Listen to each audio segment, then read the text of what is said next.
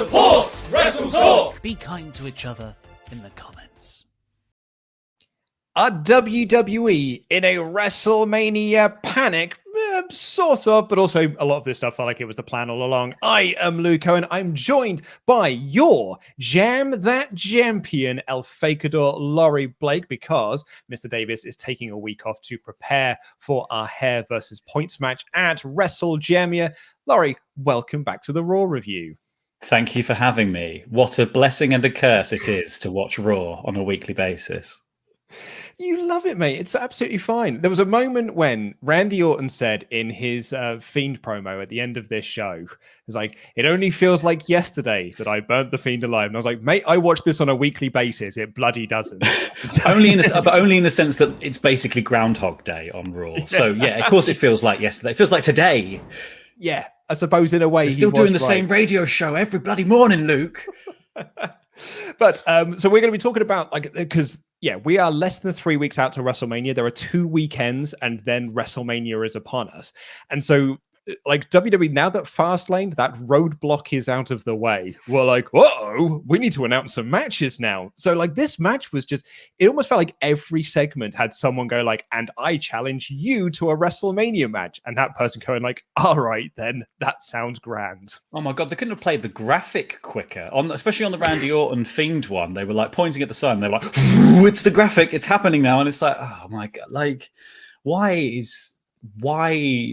not book these earlier and also make it so that the build feels like it's worthy of a WrestleMania match? It just feels like everything is just being slung together last minute. And I understand that part of that probably comes from the tickets being delayed to some degree, whether or not they would like. But then I would still think you'd want to be advertising multiple matches before the tickets go on sale. Yeah, so it's a way to like get people interested. I don't know what their internal logic is for this. Well, yeah, well, we were saying this on the Fastlane stream, which was just like, it feels like such an awkward pay-per-view because either nothing happens on this show, and because the plans for Mania are in place. So Drew's going to be winning, Roman's going to be winning.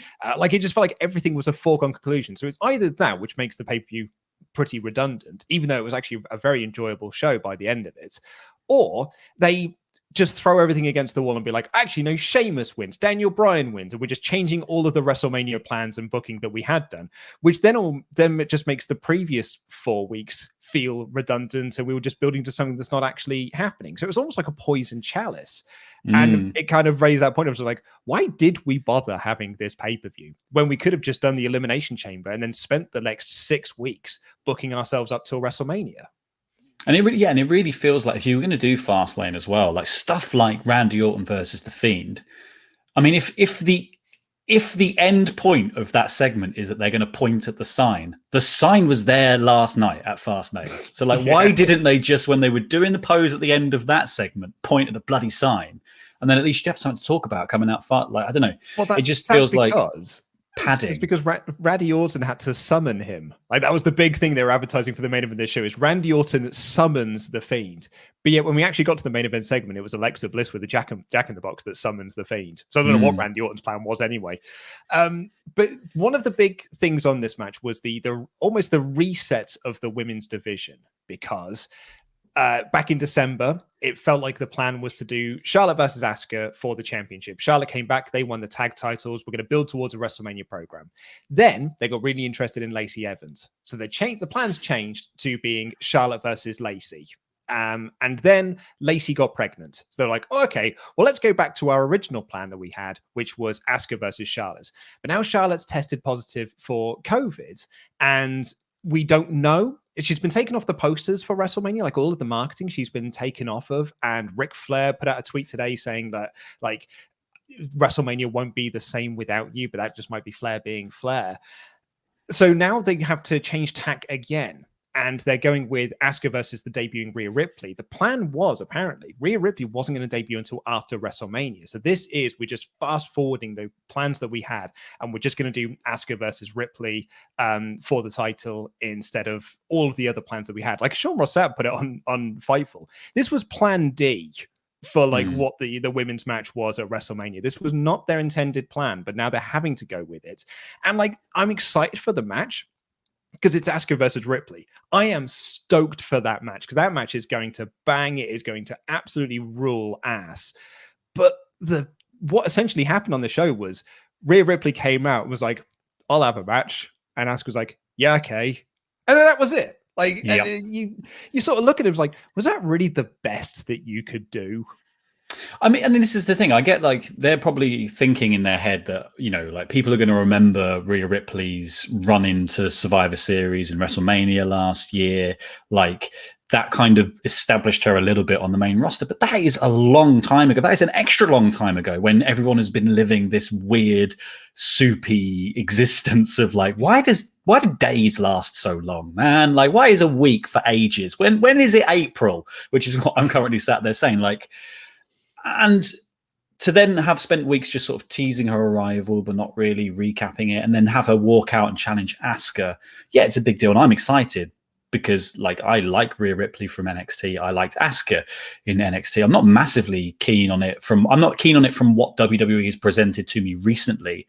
I'm only keen on it by history. You know, I think WWE hasn't done a very good job to make Asuka seem like a big deal.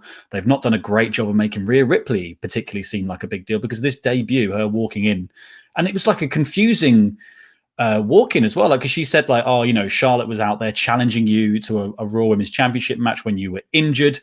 So now I'm going to challenge you to a Raw Women's Championship match. It's just like, where is the logic to any of this stuff? And there's a simple story right there, which is Ripley came second in the Rumble. And like Ripley like dominated that Rumble as well. Like her and Bianca had killer Rumbles this year. So like there's your story, which is just like, and you could have then rode that momentum from the Rumble, had Ripley debut the Raw after the Rumble, and basically just gone on a tear through things. There's women that she could have beat. You could have called up some, you know, done some NXT stuff where you not on NXT, but just beat up some enhancement talent and stuff to get her over, establish her on the main roster. So then when she comes out to challenge Asuka, it totally makes sense. But to a regular fan, Rhea Ripley did really well in the Royal Rumble, disappeared for 2 months, and now is just getting a match at Mania. And like, there's no story here. And so like what we're getting excited about is what is written on paper, which is 2 names, which I'm excited to have a match. Yeah. But I'm doing the work. You know what I mean? I'm doing the work to imagine what that match would be, not to be told by the TV show how exciting that actually is, because they're not showing me what either person is particularly capable of over the last couple of months.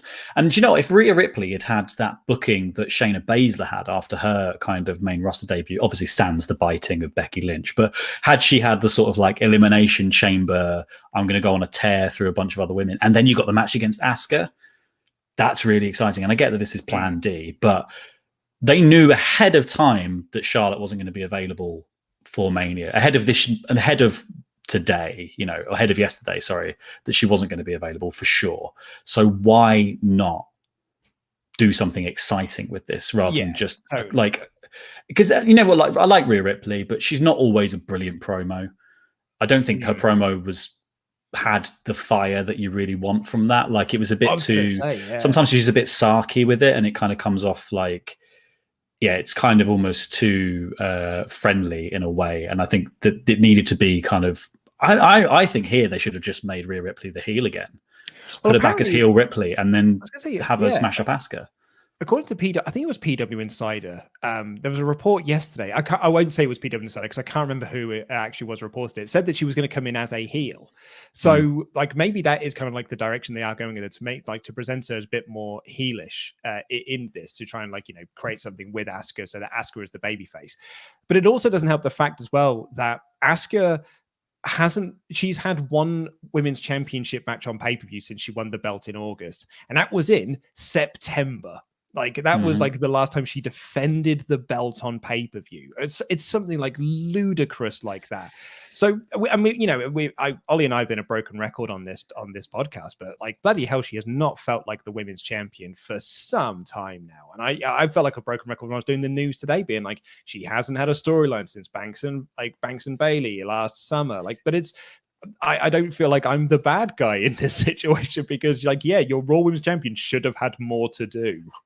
Yeah, well, the women's division shouldn't revolve around Reginald, I think, is the key. This is the biggest issue that WWE has right now, is that Reginald is swallowing the entire women's division or wrapping it up in some sort of cartwheel vortex. I don't understand what they're doing. Yeah, and I don't get how they've managed to drop the ball on what is, I think, for a very large sector of their fan base, a very exciting match to put on. And I don't know how they managed to present that in a way that just feels like, Well, like that's the key to this, and kind of like what frustrates me in all of this is that this was Plan D. This was not Plan A, not Plan B. It was not Plan C. It was Plan D. And Plan D is the match I'm most excited for out of all of the possibilities that you had. Like, I'm way more into this than I am Asuka Charlotte. And I was actually quite into the idea of Asuka versus Charlotte. I'm way more into this than Charlotte versus Lacey. And I'm actually more into this than the potential triple threat that we may get, because there is still talk that Charlotte might come back once she is cleared of her positive testing, and insert herself into the match and make it a triple threat at WrestleMania. I think I'm actually more into the singles match of Rhea and Asuka. So that's planned in. That's the match I'm most like of the options. That is the option I would pick. Yeah, and I think WWE just has a very different opinion to most of their fans. Is the major issue here, but like, if you're going to do this thing, like, imagine Rhea comes out and says, Asuka, you've obviously had to be off TV and not be able to defend your championship because Shayna Baszler kicked you in the face and knocked a few of your teeth out. And she's like, well, I'm not going to do that. I'm going to knock all your teeth out. And then goes on this crazy beatdown of Asuka that, like, I'm not going to say writes her off, but like, you could kind of do the 3-week period where Asuka returns when she shouldn't do. She's a little bit beat up before the thing. Like, you can build some intrigue into this instead. Yeah. Especially when it's a show that already has 100 people pointing at a sign. Another person pointing at a sign is just not enough to make you excited. A lot of sign pointing. A lot of sign pointing. As we were saying yesterday on the Fastlane stream, if your hand moves up in a wrestling ring, it's like a magnet. It almost like you don't have a choice. Your finger just flings up there. But let's dive into what you think of all of this. We've got a few hyper chats in about the WrestleMania cards discussion. Do get them into WrestleTalk.com/support. We will read all of them out. Kevin has said, I may be the only one, but I'd actually be totally okay with Charlotte inserting herself into the championship match. She's got history with both Asuka and Rhea, and it would be a great match. Remember, Charlotte is a great wrestler despite her booking. An excellent point there by Kevin. Like, as I said, like, I'm of the options, Rhea versus Asuka is the one that excites me the most, but Charlotte in there as a 3-way, particularly with, she beat Rhea last year for the NXT Women's Championship. She beat Asuka, ended her defeat streak. There is a story that you can tell there, and that's got a lot of intrigue to me. My only, I think that's the thing, is that the only problem with Charlotte is obviously the overexposure. I think she's a great wrestler. I think she's a fantastic character, and she brings out the best in people more often than not. But putting her in this match, it kind of dilutes what feels like this is a match that both Rhea and Asuka kind of deserve to have at WrestleMania. So I think adding Charlotte into the mix dilutes that formula, especially seen as it also sets up the notion that they're going to do a booking where Asuka and Rhea both annoyed that they've lost to lost to Charlotte previously, team up to take on Charlotte, and Charlotte still somehow beats both of them with a hand tie behind her back. Why not? Well, she's a flair. She can do what she likes. Kevin has sent another one to say, one thing I'm afraid of on Raw Talk, Rhea Ripley did seem to be more heelish. I hope it's just badassery and not a heel turn to have the potential babyface, but definitely a heel Charlotte in the match. Start Recording has said, has Strowman been the worst booked at WrestleMania from the entire roster? Teams with a 10-year-old at WrestleMania 34, wins a battle royal while feuding with SNL guys at Mania 35, last-minute replacement for Reigns versus Goldberg that no one cared about at Mania 36, now versus Shane. Like, I will say, at least they're like high-profile things for Braun, but they've never been great things for Braun. But he occupies that weird space in WWE that they only really have for a few people. He's an attraction and not a champion necessarily in their eyes. So like, he will always get on a WrestleMania card because he's freakishly large. So they're quite happy to just keep putting him in things. Choo choo. As are his nipples. Choo choo. We'll get to choo choo. Colby Dennis said Shane told Braun he would fight in any match. If Shane finds a way to jump off the pirate ship at the Raymond James Stadium, it could make for an amazing Mania moment in front of the fans. 100%. The reason why Shane is on this show is to jump off a thing. That's why you put Shane on a show.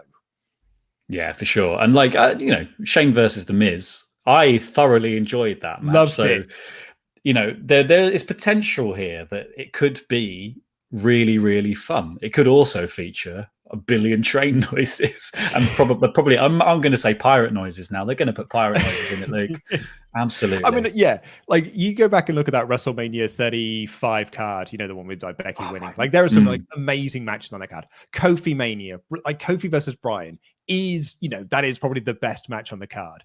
But if you were to ask me what match are you going to watch now, I'd probably watch Shane versus Miz. Like, it's, just for the golf cart bit. Exactly, like the Miz dad getting in the ring. It's my WrestleMania hardcore triple threat. I know there are better matches on the X7 card, but that's my favorite match of WrestleMania is that hardcore triple threat. I think Braun's going to make Shane walk the plank. That's so good. He's going to make him walk the plank. Mike Dennis, what if like and there's a pool of green slime? That's kind of like the punchline to all of this. Oh, yeah. I can see that. Nickelodeon, their heads exploding.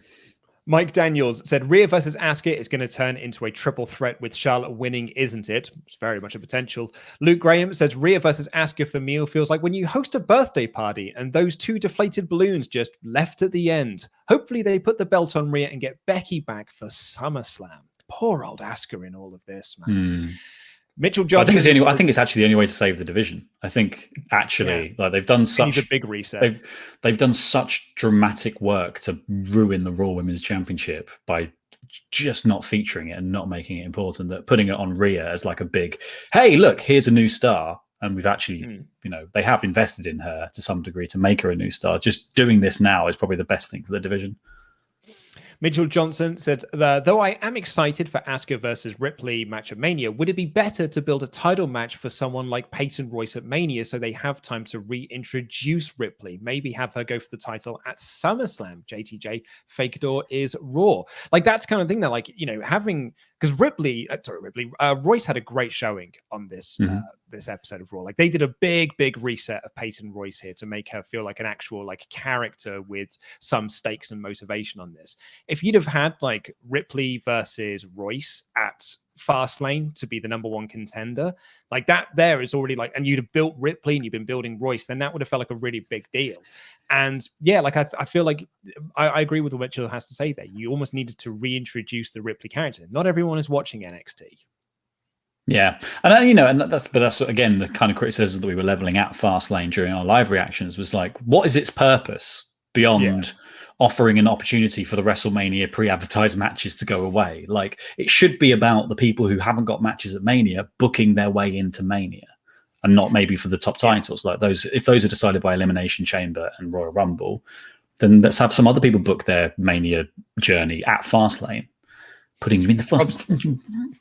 Rob Steedley says, darkest timeline, Raw after Mania, Charlotte beats Rhea in a squash match to win the title. That is a dark timeline. And lastly for now, Bezo Banks says, Sasha versus Bianca, Rhea versus Asuka, Io versus Raquel, take my house. I've said this about a lot of the awful build, but the in-ring quality of Mania has the potential to be the very best. WrestleMania 31 had the worst build, but ended up being one of the best Manias, so fingers crossed. It's absolutely, you know, it's kind of like the story that they told between Drew and Sheamus going into Fastlane wasn't really there outside of the fact that they have had some matches now. But those two made a great story in the confines of the match and made that match feel like so much more epic. So yeah, there's every chance that while the build is not great, the show itself will be awesome. And at the end of the day, that's all that matters at the end of the day. Well, it's the WWE thing of like their D pick is usually the best wrestler because they don't think they're good TV. And then also if they care less about what the match is going to be like because of the people who are in it, they're going to take less oversight of the overall booking and hopefully let people have a really good match. Well, I mean, that was some of your thoughts that we got there. But what if you could go onto a YouTube channel that is just as good as this one and give your thoughts live on air? Well, that is something you can do over on Wrestling Daily tonight. Louis Dangoor from Wrestling Daily joins us now to tell us more about that. Yeah, so Wrestling Daily, we've always called a fan-driven show. So something we wanted to do is actually get you guys on the stream with us.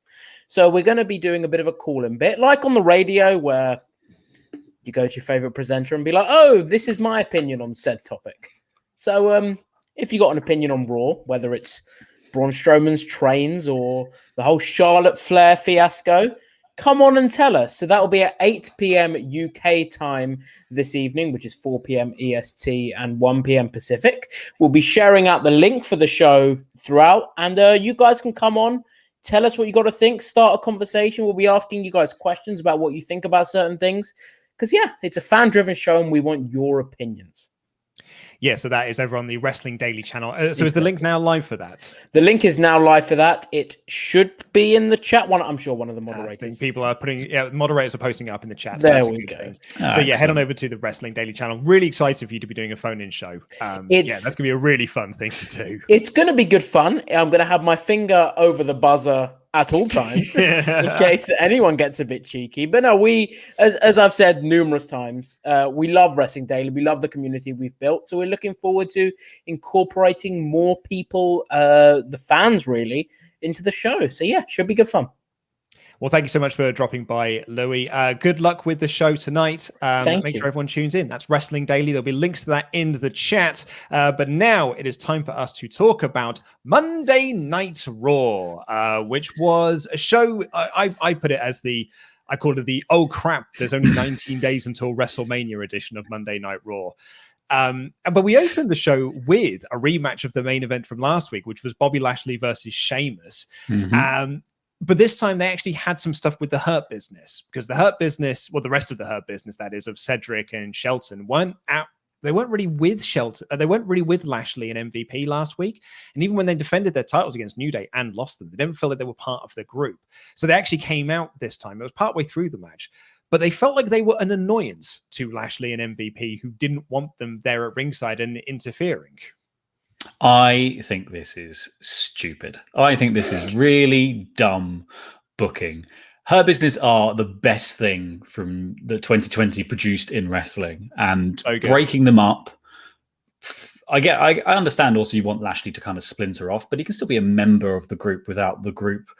I don't know. Like, I think to me, like this kind of these efforts to make like Alexander gets on the apron at one point and starts talking to Lashley when Lashley's about to pin Sheamus, and Lashley's like, not now, dude. And he's like, gets down, and then they kind of try to interfere in the end, and that gives Sheamus a bit of a one-up at this point. And then later in the show, they try to take out Drew in their 2-on-1 handicap match, and they fail, and then Lashley goes, if you can't, then Lashley's like, if you can't get the job done, it's like, but he didn't want you to do the job earlier. So what job is he wanting you to do? And then he goes and asks like Ricochet and Lindsay Dorado and all that stuff, and like Drew Gulak to be like, any of you want to take out Drew? It's like, what, Lashley? What do you want? Maybe the point is, maybe the reason Cedric Alexander and Shelton Benjamin are trying to help in the middle of matches because you haven't set your expectations, mate, of what you want. Yeah, no, I mean, I'm with you on this one. Like, I think the Hurt Business rule. I think they're such a good group, and they look awesome when they walk down and they've got their suit. I'm kind of glad they took the tag belts off of them last week, even though I am excited for New Day versus AJ and Omos. I'm kind of gutted that the Hurt Business was sort of like victims of that because they want to put over Omos, which, you know, it's fair enough. But like, they've got such a good like package and they've got a good look to them. So here we are, you know, like he's won the belt now, and it almost feels like, they are trying to find a way to break this group up. And I found it just so baffling in this match, they were constantly interfering, and MVP and Lashley didn't like this. So then later on, they challenged Drew to a handicap match, and Drew said, well, I want the stipulation that if I win, they're barred from ringside at WrestleMania. And I thought to myself, well, I don't think Lashley and MVP want them out at ringside anyway, so I don't really know what you're fighting for, Drew. They don't want them there. And then they lose that handicap match. And now she's like, oh, you're rubbish. I'm going to go and ask Humberto Carrillo to like take out Drew McIntyre and be in my corner. And I'm like, what are you doing? What, like, this feud was at its best, because there was a moment on this show where I was really into this, and that's when they got into the ring and they got face to face, and like Drew was just like yelling at his face, and Bobby Lashley was pissed, and he was holding up the belt because he's the champion, and MVP's holding him back, doing like, think of the business is WrestleMania. That's where the business is. WrestleMania and over and over again. That was where this feud kind of like was cooking for me, and I was really into it. But I'm way less into this idea of the Hurt Business breaking up, or Bobby Lashley handing out WWE title shots to Lindsay Dorado because he wants him to take out Drew McIntyre. My only hope for that is that it's Ricochet. Ricochet breaks and takes out Drew, and then you can build that's the only like glimmer of story that I can see in that. But yeah, I just think it's a shame because, you know, having watched a lot of NXT and having seen what they did with the Undisputed Era when Cole had the belt there, yeah, sure, they leaned heavily on Undisputed Era to have all the belts at multiple points throughout NXT's history. But when Cole was the champion, sometimes the Undisputed Era would interfere in matches, and sometimes Cole would be like, no, I'm coming out on my own and I'm taking this seriously because this is an opponent that deserves to be taken seriously, and I'm going to do a wrestling match.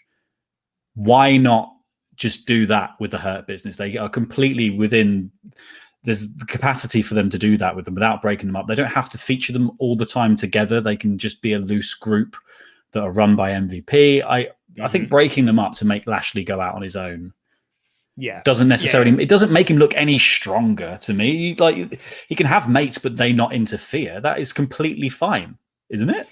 Yeah, no, I totally agree. It was a bizarre direction for them to take, but almost wanted, like, it felt like they were going to take anyway, because like last week when the Hurt Business weren't out with Lashley and MVP, me and Ollie said on the show, I was like, I mean, this doesn't look good for Cedric and Shelton. And then you get into that worry of like, oh man, but if they break away from the Hurt Business, like, then what do they do? Like, well, they just get lost in the shuffle, man. Like, absolutely. And then you end up with the rest of the catering crew sat back there with Drew Gulak being like, well, I guess we'll run after the 24/7 title at some point. Then we got we then got Asuka versus Peyton Royce, which came off for the back of Royce cut this promo on Raw Talk where she wanted this shot against Asuka. Peyton Royce, this was her first singles match on Raw since January 18th. She hasn't won a singles match on Raw since September of last year when she beat Billie Kay. Like, it has been a long old time for Peyton Royce to be sat around. And then, because then she's just been the friend of Lacey Evans for a bit. Like, she's had tag matches here and there, but but it was bizarre for them to break up the Iconics so Peyton Royce could go on a singles run and then instantly was put into another tag team with Lacey Evans. But for me, this was a great reset for Peyton Royce. We've moved away from Lacey Evans. We are now just like, I am a new character. I am this is what I am. Like, her entrance was different. Her like presentation felt different. And then she had a great match with Asuka. This is the best that Peyton Royce has looked in WWE pretty much since the Iconics won the belts at WrestleMania a few years ago. Yeah, for sure. And, you know, like, it says a lot to be able to keep up with Asuka in that kind of sense, even if Asuka hasn't been booked to the best of her ability in recent times. But yeah, I thought Payne looked really good here. Like, there was some great little sequences where like Payne went for the Northern Lights and Asuka rolls it through into an Asuka lock and it goes into a roll up and then they kind of come out into the double knee code breaker. Like, yeah, there was, and then she did that double stomp off the top to Asuka's back, and then then it kind of fell into the kind of classic Iconics trap, which is you didn't get a 3 and you have a go at the ref. Oh, it was that gives the other person the chance to get back into the match. They do that every bloody match, the Iconics. But yeah, like, she had some really cool submissions in all of this as well. So like, for me, this was a big win for me. This was a big thumbs up for me because it felt like this was a great reset for Peyton Royce. And yeah, she didn't win, but she looked good in defeat. And sometimes like that kind of works better for you. And then we got the moment when Rhea Ripley came out to challenge Asuka, which sort of feels like then the Peyton Royce won't be doing much at WrestleMania. But at least like you've started the building blocks that you could do something after WrestleMania. As long as they keep featuring her, which they should. They've got 3 hours of Raw to fill. They should feature more people. But yeah, like that's the thing is that if they just drop it now, because it was just a case of we just need you to fill this much time before the other thing that we actually want to do with Asuka, which is, I guess, Raw's big curse is you watch 10, 15 minutes for 1 minute that happens at the end of all that. But, you know, like I'm hoping that they continue with the Peyton Royce. They need to build more credible challenges for things, because then you don't get into a situation where you're like, oh, it's option D. You've just got loads of option A's for what you can do with any belt. Absolutely, yeah. We then got Miz TV, and I'm really starting to feel bad now for all of those people that messaged us when Miz won the title, being like, this is going to be super serious Miz. We're going to get a real serious Miz year-long title run. This is going to be it. Like, this is the Miz that we've all been waiting for, because here we are. 2 weeks later, and he's back to being comedy Miz as he was, because next week, Miz and Morrison are debuting their brand new single, Hey Hey Hop Hop, which is a parody. Well, it follows on from their Hey Hey Ho Ho stuff they were doing last year, but now this one is a diss track against Bad Bunny, and they show a video clip of it, and it's them dressed up in these bunny suits. I didn't include any of this in my review because I didn't want to spend too much time on it, but I was like, man, just 2 weeks ago, people were being like, oh man, Miz, he's going to be a serious WWE champion. They're finally letting him be that main event guy. And I was like, no, he is a comedy goofball. And that is all he'll ever be in this company, unfortunately. They rolled out, they revamped the whole ring to do the Miz TV segment, and they didn't sit down. They didn't even do Miz TV. They just cut a promo. It's like, what is the point? I hate these stupid talk shows they do in the major wrestling show. Can I go let my cat in the room? Because I was going to say, do you want to let your cat in? Because I was going to say, there's a few people in the chat being like, am I hearing a cat? Yes, you can very much hear a cat. Shut up, mate. We had this a lot during the podcast record as well, where I was like, oh, is your cat all right? He woke up because I had put out this earlier, and he was like, oh, that's a new thing I've never smacked my head against before. So he's decided to come in here now. But yeah, I tried to lock him out because I thought he might be quiet then. But no, he will just sit outside the door and meow at it until he's let in. And now he's going to meow at me from behind there. So what difference does it really make? Terry, shut up, mate. So that's Terry. That is WrestleCat. Here he is. It's a bit of here he is. There's WrestleCat. Look at him, grumpy bugger. oh, he's so lovely though. Look at him. There he is. He's a bit calmer now. You're on a stream. What did you think of Miz TV, Terry? I thought it was shit. Terry, you're not supposed to swear on these. Oh, you'll have your head. Off you go. Okay, well, I mean, the cat's in trouble now. He's going to be banned from all these streams for swearing. Yeah. And in all of this, we then got Miz versus Jeff Hardy. They had a match. I wrote 4 notes for it. Hardy wants Morrison sent to the back. Miz accepts. Simple match. Miz wins. That was all of the notes I had for this match. Yeah, I wrote Miz sends Morrison to the back. Have I now dropped out because of this? Oh, Luke's gone. That's interesting. That's a new bit of the future. And now you can see too much of the room. This is fun. There's a lot going on today. Welcome to the Chaos stream. Just Luke gone, says Rich. Well, let's carry on with this. So anyway, my notes for it were that Miz sends Morrison to the back, and then Jeff is on his own. Then Miz is on his own, takes on Jeff. Hardy does a little splash from the corner, which we've had a lot of build up, and I was like, why is he doing so much build up for that? He hits the Twist of Fate, posts Hardy, Miz posts Hardy, and hits the skull crushing finale. It was a nothingy match, but it was all because Bunny then came out, hit Miz with the guitar, walked down the ramp, and said, "At WrestleMania, I accept your challenge, bitch." And then Miz looked pretty pissed off. We then saw AJ and Omos backstage. They were walking around. Terry blew up Ollie, someone's saying in the chat. AJ and Omos were backstage. We then had AJ versus Kofi Kingston. AJ cut a bit of a promo before, so they're going to beat New Day for the belts. Kofi then cut this really fun promo on AJ to in sort of like a regal king voice, saying that he was like a wee man who commands a giant to do all of his evil bidding. This was actually good comedy from Raw for once, I thought. Normally when they do these kind of this is the epitome of the kind of little and large booking that Raw likes to do, where it's like, oh, you're small and he's tall. Ha ha ha, let's all point out. But at least the New Day have the comedy chops to actually make it quite amusing. They also pointed out that maybe Omos shouldn't team with AJ because Omos is, so big that it's going to be very hard for them to pin his shoulders to the mat. And by teaming with AJ, he doesn't even have to be pinned to lose, which I think is a very good idea. AJ then said that, no, he's going to, we're best friends, so he's not going to not be my partner. So the New Day quizzed them. I liked this little quiz where AJ was like, what's his favorite color? And AJ's like, red.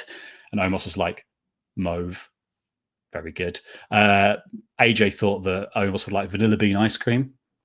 Omos likes peanut butter. And then his favorite wrestler was AJ Styles, but it was Andre the Giant for real. And then AJ said AJ rocks, which ended the segment basically. And then you had a really good little match between AJ and Kofi, as you would expect from AJ Styles and Kofi Kingston. I wasn't really sure about the ending to this though, because AJ's gearing up. Basically, there's a moment where Omos has a sort of face off with Woods on the outside. We cut to break, come back, and AJ's basically gearing up for the phenomenal forearm.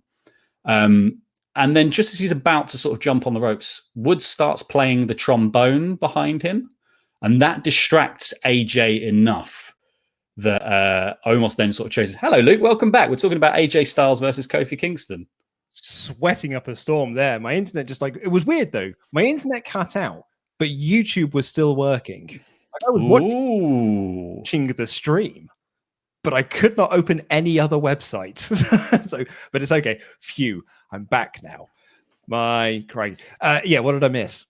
Well, I've just been filibustering about Raw, and now we're talking about AJ versus Kofi Kingston. Covered a little bit about backstage and the Bad Bunny stuff. But if you've got anything else to say about the Bad Bunny Miz bit with the guitar, I didn't think there was very much to it. You know, another WrestleMania match suddenly booked. I still think we're going to get the tag match because that was what the original plan was. Apparently, it was like Sean was saying, he was told that Bad Bunny was training for a tag team match, not a singles match. So I do get the feeling that we are going to get Priest and Bad Bunny versus Miz and Morrison, which to me makes more sense than just Miz versus Bad Bunny as a singles match. Well, unless they're more convinced, though, unless they're actually quite convinced by Bad Bunny's in-ring acumen. But I feel like this should have also been this should be about putting over Priest, who's going to be around for the future and should do the heavy lifting in this match. You know, like this entirely should be Priest basically having a handicap match with Miz and Morrison, tags in Bunny to do a splash, as celebrities like to do. Like, oh look, he did a flip off the top to the outside. End of the story.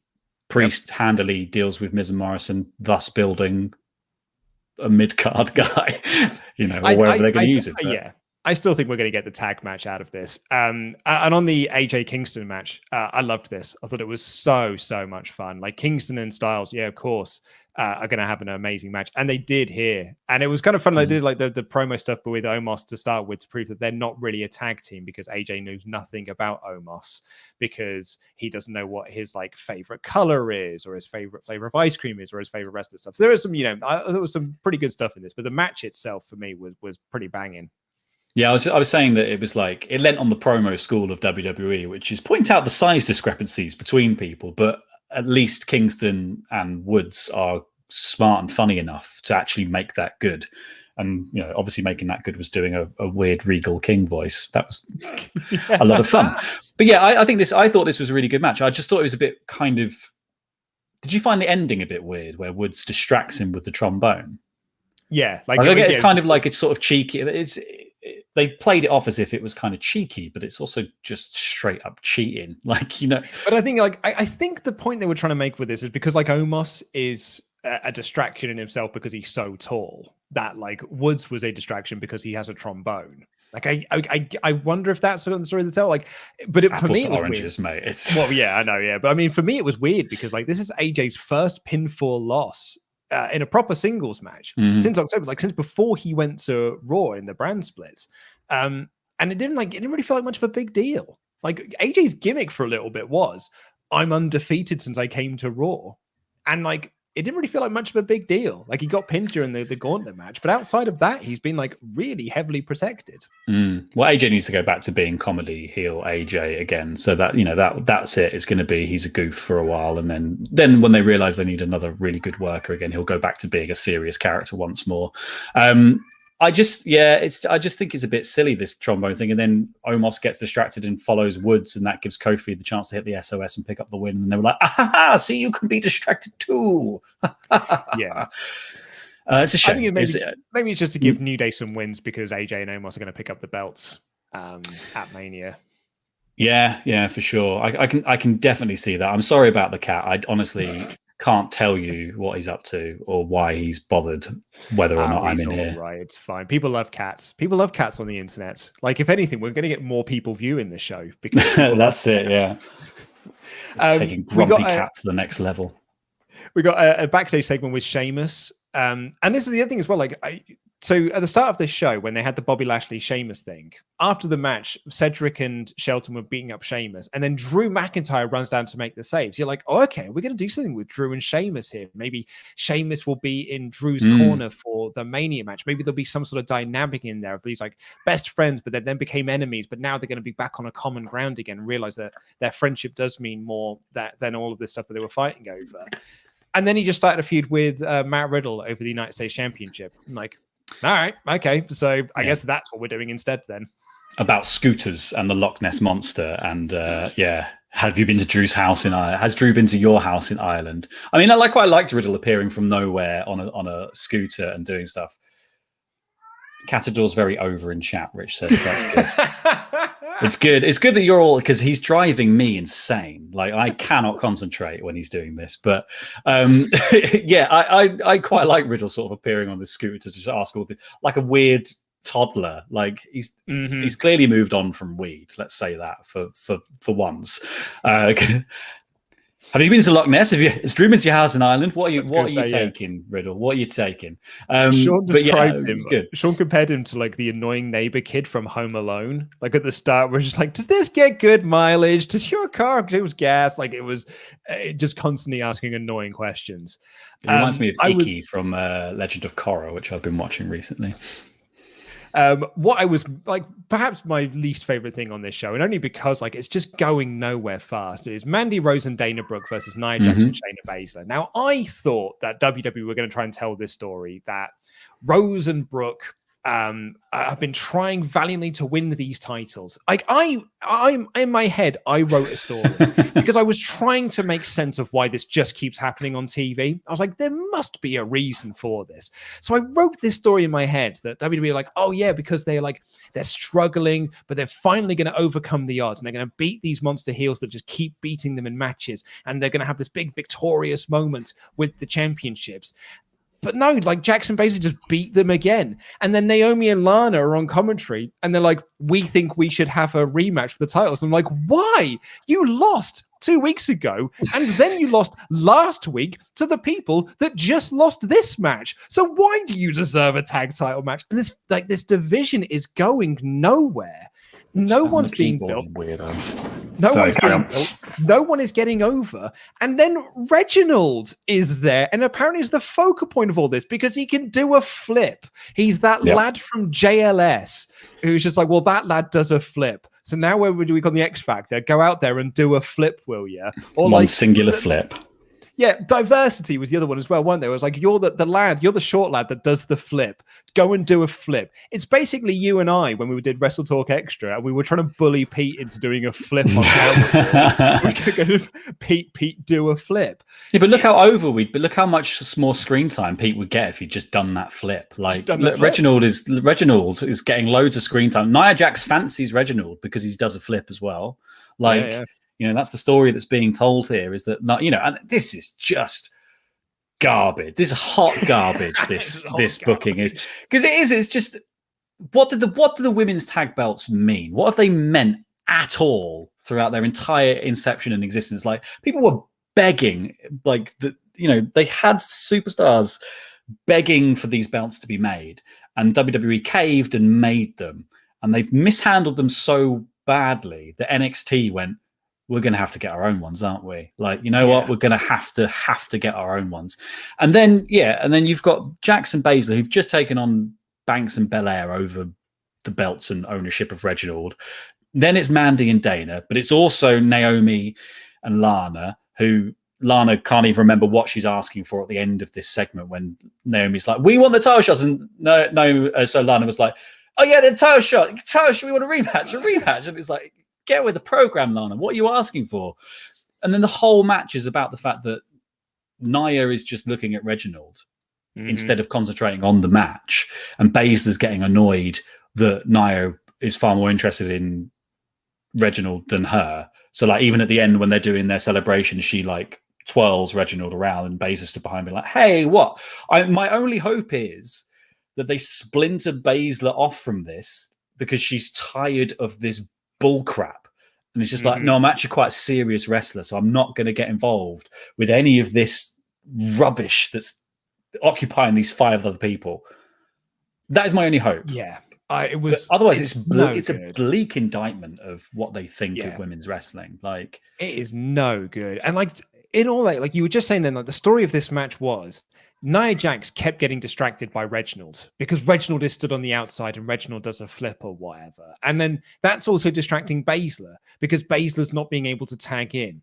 So Mandy Rose and Dana Brooke are so rubbish that they can't even be a tag team that is distracting themselves. Like that's how crap Rose and Brooke are. Oh, yeah. I didn't even think about it like that. Absolutely shocking scenes. Oh, my God. It just makes me really, really cross because, like, even it's just like, what is the point of this division? Because also, like, they were doing stuff with these guys and like the tag belts instead of doing the Raw Women's Championship. Yeah, like all of this has been above and beyond their main title. So it makes me feel a bit sick, to be honest. It's just like, oh. So, Shane McMahon has a new mid-card of evil that we sort of predicted on the Fastlane stream. He is now friends with Elias and Jackson Riker. They sing a song about Braun being stupid. And then it led to Elias versus Braun Strowman in a rematch of Fastlane. But no one cares about the match. No one cares about the fact that afterwards Braun challenged Shane to a match and Shane said, yeah, I'll fight you in any match you want. No one cares about that. What people want to hear is toot, toot, toot. Because if you haven't watched Raw, they have added train sound effects to when he does the Strowman Express run around the ring gimmick. I proper laughed out loud. Not because it was good, but because it was so silly. It was like when they added the creak sound effect to Aleister Black's entrance, and you go like, "Oh, that's a bit weird," or like the Ricochet one, where it goes like "Pew!" like at the start of it. And he is now the new sound effect gimmick, and he's got literal train noises. I just.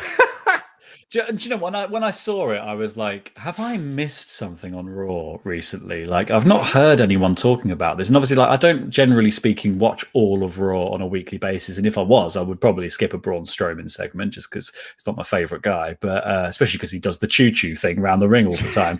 But now they've made they like the choo-choo thing around the ring so much so that they've put a sound effect on it. Maybe it's because they saw how Elias took it at Fastlane. Which was, and they were like, well, what will we do if it's going to be crap in the future? I know. Let's give it let's give it some brum brum.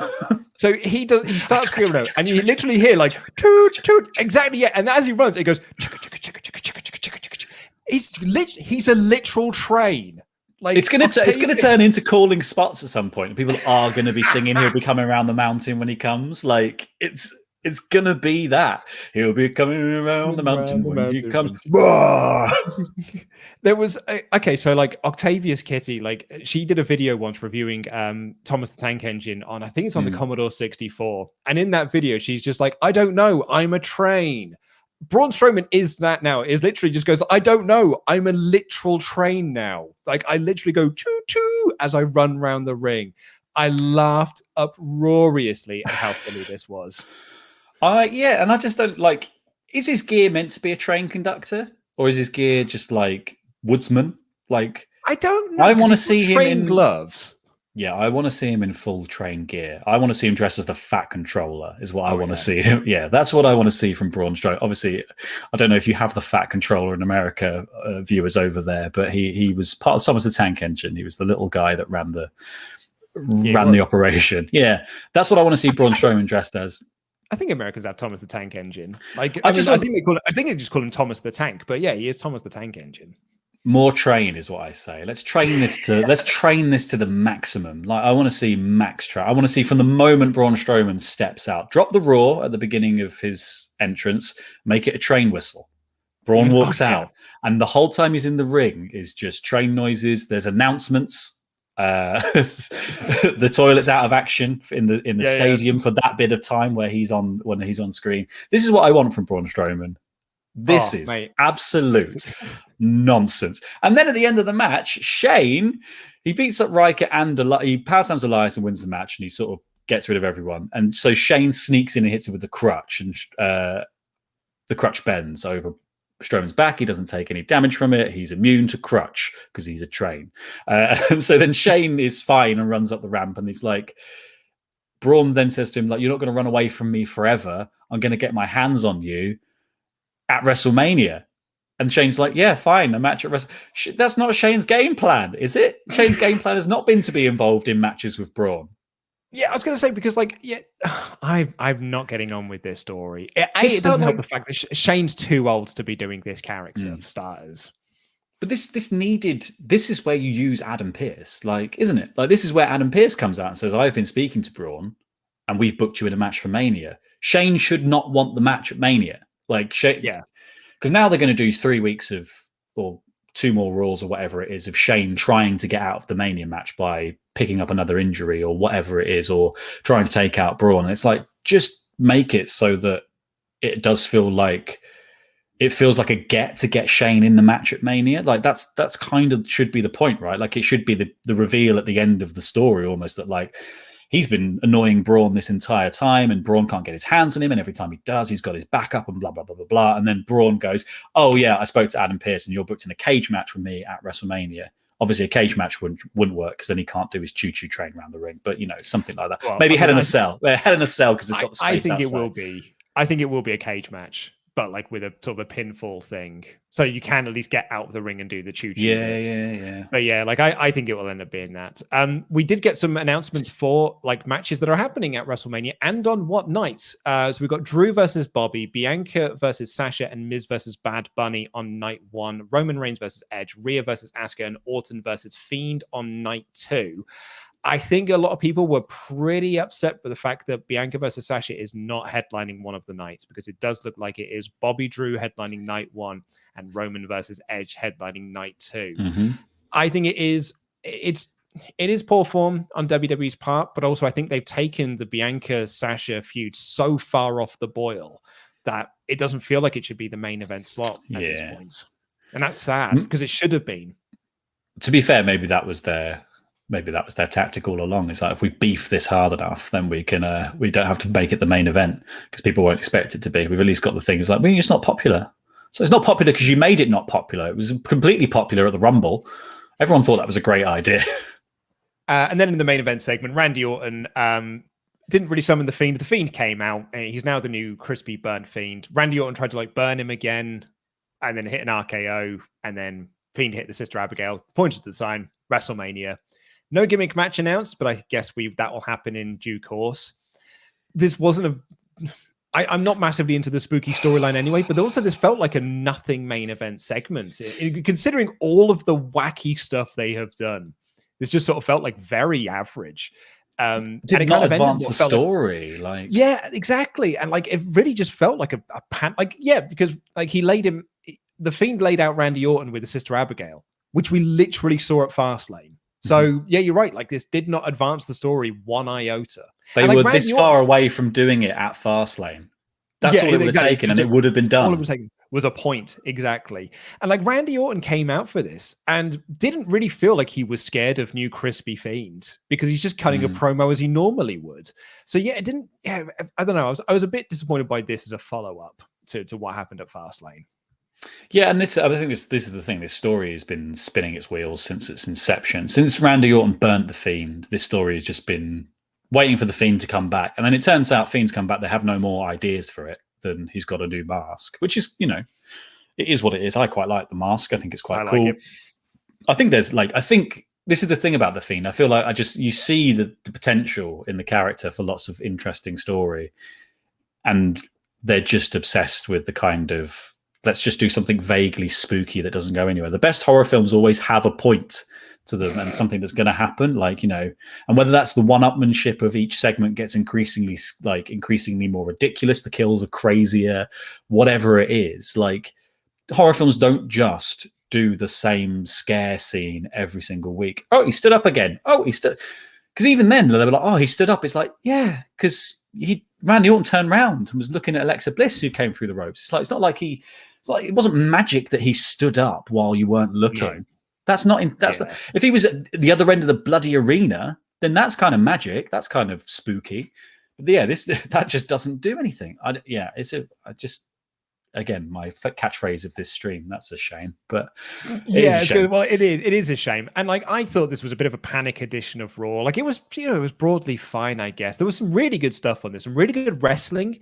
Like, I loved the Asuka Peyton Royce match. I really enjoyed Bobby Sheamus, and AJ Kingston was also really great as well.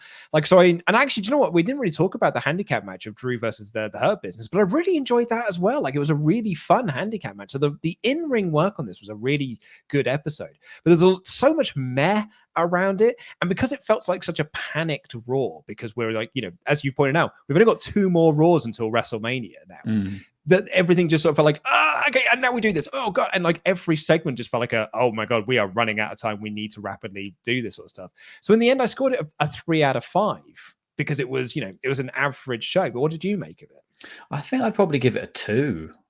Like, I mean, I don't watch Raw on the regular, and I did not necessarily enjoy these 3 hours of my time being spent. Like, it just felt like too little, too late in terms of the WrestleMania booking. And actually, Raw has done a good job of dampening my spirits for Mania, which I'm sure I'll get excited for it again. And then there's little glimmers here and there, but it's that thing of like, wrestling is a medium in which I think story advances incrementally as it is. Like, a wrestling story is eked out over very small amounts of TV in a very long form format. It's that kind of like, it's kind of how like Freak of the Week shows do it, where like the last 5 minutes of every episode of Supernatural or Buffy, where it's like, here's just the monster of the week, is actually relevant to the overarching story. That's how wrestling runs itself. But they haven't worked out what those 5 minutes should be any week.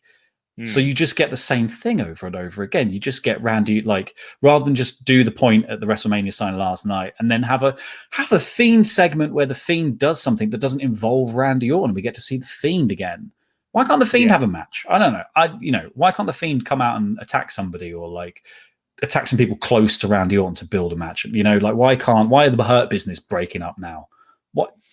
Why is any of this? There was a lot of stuff that I wasn't keen on. We took it to our YouTube community poll. 58% gave it an average as well. But like, it was kind of like, it felt it's very weighted to be average, because 4 out of 5 got 17, 2 out of 5 got 13.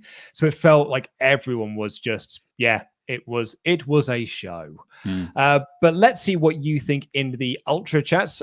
Please do get your Ultra Chats in. We will read them out before the show is over. Matt Graham says, hey, fellas, I know my son and I are in the minority here, but we're looking forward to seeing Fiend versus Orton, because it feels like Frankenstein versus Frankenstein's monster. My kid and I are reading it before bed, and he caught that last night. Jam that jam. That's quite nice. I like that. Yeah, I think there's definitely something interesting in the Fiend Orton. They just haven't told it yet. So if they can find that in 2 weeks' time. We said this on the Fastlane review show yesterday, but like, if they do a Firefly Funhouse match, I think it's going to be absolutely awesome. Like, there's going to be so much in there. Like, in the same way that, like, you know what, the build to Fiend Cena was a pretty cack, but the Firefly Funhouse match was so good that, I'm like, once that match is amazing, and it will be, all of the like 3 months of nonsense, I'll be like, I didn't mind. Do you know what? Because at the end of it, we got a really decent match out of it. Well, also, and it's got that same history week to week. And it's got that same history embedded in it. I've even seen like Bray Wyatt has been posting on Twitter the picture of of Orton giving him the punt when he was Husky Harris. And so like the thought is already in his head. And if he's allowed to kind of come up with the concept for the Firefly Funhouse match, it could be very good.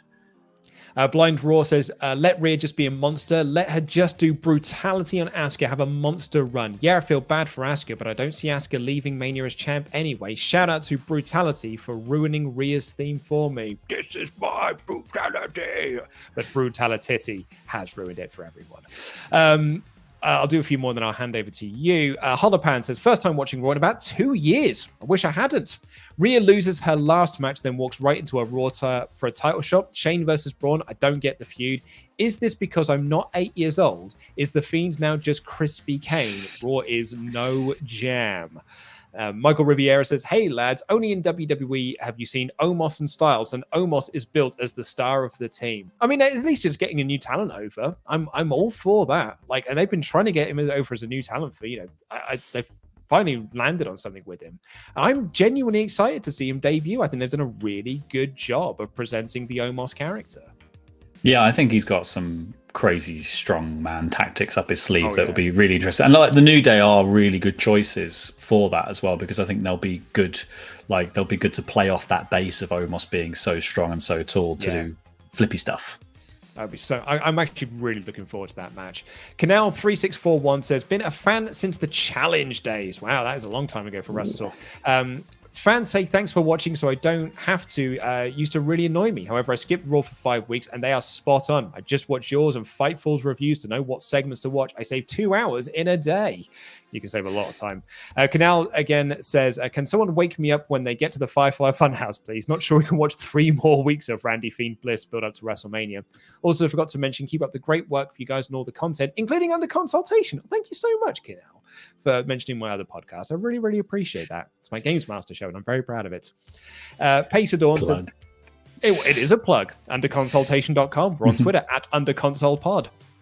If you liked the 90s TV show Games Master, or just chat about retro games, then you'll enjoy it. Pacerdorn, I was in the Thunderdome for Raw. All matches that spanned commercial breaks actually continued through the commercials. That's a nice change. Retribution wasn't even on main event. Also, they said to cheer for Rhea, so she's not a heel yet. That's interesting. Ooh, that is really interesting. That's really interesting. Thank you so much for letting us know about that. Yeah, but the other thing as well, we should mention there was no follow-up to Retribution after what happened at Fastlane, to show you just how little WWE cares about this. Have you did you see the bit of news about Retribution? I did, yes. So if you haven't, I watched your news, Luke. In fact, thanks, mate. So if you haven't seen this news, thank you. If you haven't seen this bit of news, Ali is working through an injury at the moment. And WWE said, if you can work through this injury, because he does need surgery, so if you can work through this injury, this is, as a report, if you can work through this injury, then we will give Retribution the big blow off at WrestleMania and we'll disband the group then. So Ali has been working through this injury without the surgery that he needs. Again, this is going by what has been reported. And then they scrapped those plans and did it on the Fastlane kickoff show. And absolutely no one remembered, and it got no follow-up on Raw at all. So yeah, I felt really bad for Mustafa Ali this morning. Well, especially as it ends with a double choke. If he's injured and they do a big double choke slam from 2 huge guys, I think that honestly, that's disgusting behavior, to be fair. Like, to promise someone something, to say, like, if you work through an injury, hey, why don't you take years off your career potentially for, nothing. Ha ha ha. Yeah. Brendan Harris says, Shayna should be the female Triple H by now, dominating the women's division. She should have been fine on her own, but now she needs her horsewomen. Bring up Jessamine and Marina to do all of this effing right the first time round. All hail the Queen of Spades. Yeah, I mean, you're kind of wasting, Marina and Jessamine by just not bringing them up with her. Like, what a great act that they were in NXT. Yeah. I'd be well up for that on Raw. Harry Orr said, when I heard Braun's train noises, all I could think of was the L Dude brothers from Peep Show. Do you want to take over for a little bit? Certainly do. Nicholas Lama says, not sure if discussed already, but do you think that they're digging themselves into a hole by having one of their best talkers, the Fiend, be the silent monster to Bliss? Potentially. I mean, they get the best of both worlds if they bring back Bray in the Funhouse, because they can still lean on that. But yeah, I like the kind of that combo of Alexa doing the talking. I think she's really good. But yeah, they kind of are using 2 of their best promos, 2 of their best actors in that sense in this one segment. I think their other best actor is Roman at this exact moment in time. Yeah. Wilson Simon says, I've been holding out hope for Riddle. It's the closest we'll probably get to his actual character, and he won a title. I'm going to ignore him being annoying, but after the whole, was it something I said, bro? It really took me out of it. Yes, that was the ending of the segment. So he asks all of these questions, then Sheamus hits him with the scooter, and he's laying on the floor, and he goes, was it something I said? Not great. No. Blind Roarer says, following up from yesterday's Ultra Chat, I finally remember what the Fiend was supposed to look like for me. He's Meltman from Action League Now from Nickelodeon's Kablam lineup. Well, I haven't seen Action League. I don't know what that is. Google you Google that on air. I'll do the next one.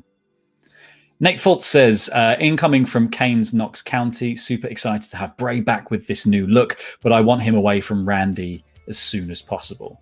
Mm-hmm. Yeah, I think it's like you said. It's because Randy's not the right recipient for a tormenting. and Yeah. turning Randy evil. Randy already burned down Bray's house without much prompting.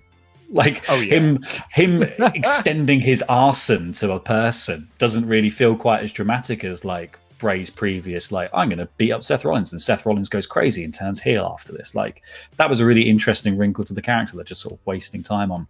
Cameron Lane says, I love The Fiend. Spooky nonsense is my weakness. The problem is, Randy's been a jobber. He won the Inferno match, but since has lost every single match since, I think, thanks to Alexa or The Fiend. Do we just wait for The Fiend to delete/banish Randy now? Randy will just come back. Like, he's not going anywhere, so they'll just move on into different views, I guess. Yeah, and I think that's fine. I think the thing is, it's for them, they're just looking at it in terms of draw, and they've just gone, The Fiend is a big draw, and Randy Orton is a big name, so therefore that makes a Mania match, and not, like, they're not thinking, like, what would be just a cool story for The Fiend to do? Like, The Fiend got John Cena last year. Like, The Fiend is going to have these big matches with these big people. I think you should have done The Fiend versus Triple H. That's what they should have done. That's one that's got to happen at some point. Yeah. I'd love that. But I think that's like the head of the table thing, isn't it? Of being like, you build that into like NXT, and you go like, well, you promised me so much back in the day, and look where you've let me get to. Oh, it's really rich and juicy. Num num num num. I want some of that. Nate S says, how did Braun not burst out laughing when the train noises hit? What a pro. He is a pro. You know what? I give him a lot of stick on this show, but what a pro for not busting out laughing. He can't laugh. He's a train. Projection 2K said, remember when Ollie was very upset about the Raw after Survivor Series 2018? That's how I feel now, and it's really pissing me off. I know WWE can make quality programming. They just keep panicking too damn much. It's getting very hard to watch Raw now. Well, that's it. WWE have got all the tools in the toy chest to make the best wrestling product. And for whatever reason, it's not. And I find that to be quite frustrating. The bed. Somebody crapped it. that's WWE on a weekly basis. I don't even know they're in charge of a bed. Okay, so we're on to sort of just the general WWE chats now. Start Recording says, it's so strange how Zelina Vega and Andrade are just suddenly not in WWE anymore. Remember their eternal feud with the Street Profits where Ford was poisoned? Good times. I really wanted Andrade versus Mysterio at Mania when they kept having great matches. Oh, man. Yeah, I'm so intrigued to see what's going to happen next for Andrade. It feels really weird because, like, they lost Zelina over them just being immovable about something outside of the ring when they clearly really liked her on TV, and then I think they've just lost Andrade because they lost Zelina. So it's just a dominoes effect, isn't it? Anthony Velasquez says, why was Elias hanging out with Shane McMahon when Shane literally set Elias up the day prior? WWE always drives me crazy with no attention to little things. That is true.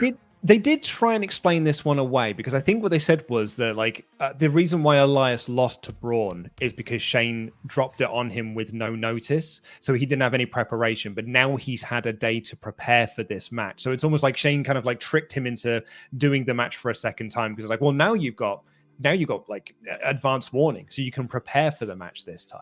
I mean, it's not great, but at least it's something.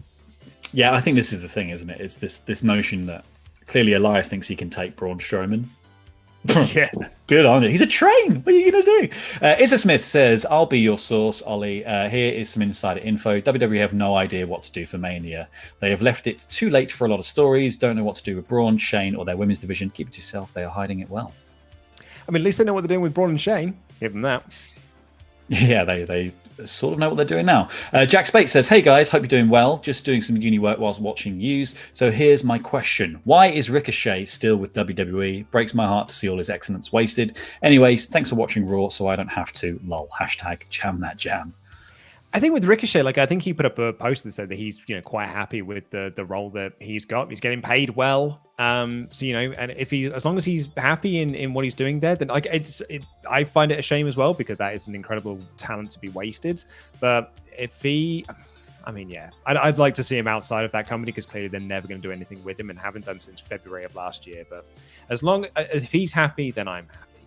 I wonder if everyone is convinced that Vince is stepping down soon. Like, is Triple H doing the rounds to all of his guys and being like, yeah, soon guys, I'm going to make something of all of you, like, I promise. And they're just like, oh, well, hang on then. I mean, it probably is a bigger paycheck than you get most other places. Maybe he's saving up for a house. You never know. Once he gets the house and move out, like that's how some people do their jobs. Benny Boy says, so are we getting Riddle versus Sheamus in a US title scooter on a pole match at WrestleMania? I mean, those two again are going to have an absolutely slapping match because they had a match on Raw that was awesome. So yeah, I think they'll have a really good match at Mania. Yeah, I mean, it's going to have a terrible build. I'll tell you that for free. But it's going to be a really good match. Jericho X Titan says WrestleMania will have a lot of good to meh matches with meh to bad stories instead of having great matches with awesome stories. WWE seemingly can tell great stories but don't seem to want to. Why? We said this on the Fastlane thing. We said this on the Fastlane thing, actually. I think you were out of the room, Luke. We were saying, like, of all things, WWE has the most mechanical skill and infrastructure to make the best wrestling show that anyone can make. When they do stuff well, they do it better than anyone else. And some of that is by virtue of having been the only TV show for a very long time. But when they do nail something, I think they transcend wrestling. And here we are on a weekly basis going, well, why would you do that? What does Lashley want? What does Bobby Lashley want? We have got the same promotion that is churning out what we got here on Raw, which was, middling to bad. And the same company in just 5 days' time is going to put on a SmackDown episode that's going to have an absolutely awesome Roman Reigns segment. You're like, how is this the same company? Because this Roman Reigns stuff is freaking incredible. And the match he had with Braun was so great. It's remarkable it's the same company. But it's the barrier of creative control, because everything here in Raw is under the banner of this creative control where Vince is the blockage, and then over here where Roman exists, Roman gets to choose what he wants to do.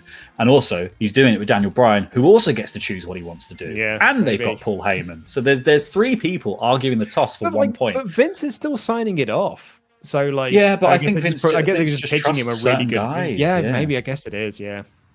Start Recording says, who do you guys think Goldberg has in his next inevitable random match? I can see Goldberg versus Sheamus being a thing at some point. I could go for that, Goldberg versus Sheamus, I think, would be a really fun match. We've got some last chats here. Also, as a quick one update, Action League Now, it was a show on Nickelodeon from 2001 to 2002. So that would be why I didn't see it. But it looks great. I'm proud of the chat. Loved it. Zachary T. Robinson, what are El Catador's predictions for Mania and Jamia? Meow that meow. # don't lick the championship. I guess we'll see. Maybe I'll try and do a video where Terry predicts the outcome for Mania. I'll like that octopus that does the World Cup. I was going to say the octopus. Yeah. It's like the octopus does the World Cup predictions. That'd be amazing. Zachary T. Robinson again said, throwing an idea, could you maybe look at getting Katakarus on Quizlemania or Cinemania? Not entirely sure how clued up he is on wrestling, but he's a good sport and is down for a laugh. Reckon it'd be good fun. I love Katakarus. I think his videos are so funny. If he was up for doing a Cinemania, I would love to have him on, because I think he is a really creative dude and I think he's hilariously funny. Derek Kelson said, Luke, please do a Get Rowdy so I can get some motivation to seize the day and get stuff done. I miss it. And Ollie getting irritated. Jam that jam just for you. There he is. Get rowdy, everyone. Lots of requests for Terry merch in the chat, apparently. And last couple of ones. What's more likely, Scott Steiner hosting WrestleMania or Laurie playing Quizlemania again? Probably Scott Steiner doing WrestleMania. Black Adam. That's some nice high-quality camera you've got there, Laurie. What model are you using? I'm in the market for one. This is a Canon 60D. Luke, I'm just going to kick you out for 1 second, Luke. The only issue with it is you get black bars on the end because the frame size of it's not very good. But Canon released a utility basically to turn your regular DSLR camera into a webcam, and that is what I am using to use my 60D with a 16 to 35 lens, I think. Oh, it is nice. And lastly, Darren Lloyd, I like trains. They go choo-choo. And that, on that bombshell, that is how we'll end up this show. Thank you all so much for joining us. We're going to be back on Thursday with the AEW Dynamite review. It'll be me and Laurie once again. Then myself and Denise doing the magazine show on Friday. And then Pete and Randy are doing the SmackDown show on Saturday. Head on over to Wrestling Daily because they've got their call-in show today, which is going to be a lot of fun. You can get your thoughts on this show. So that is all got time for. Thank you all so much for joining us. Jam that jam, everyone. Rich, take us out. Jam that jam. Terry, come say goodbye. Jam. Terry, come say... Terry. Terry, come on. Bye, Terry. Oh, you're silent now, are you? Silent now. Yeah, now it goes.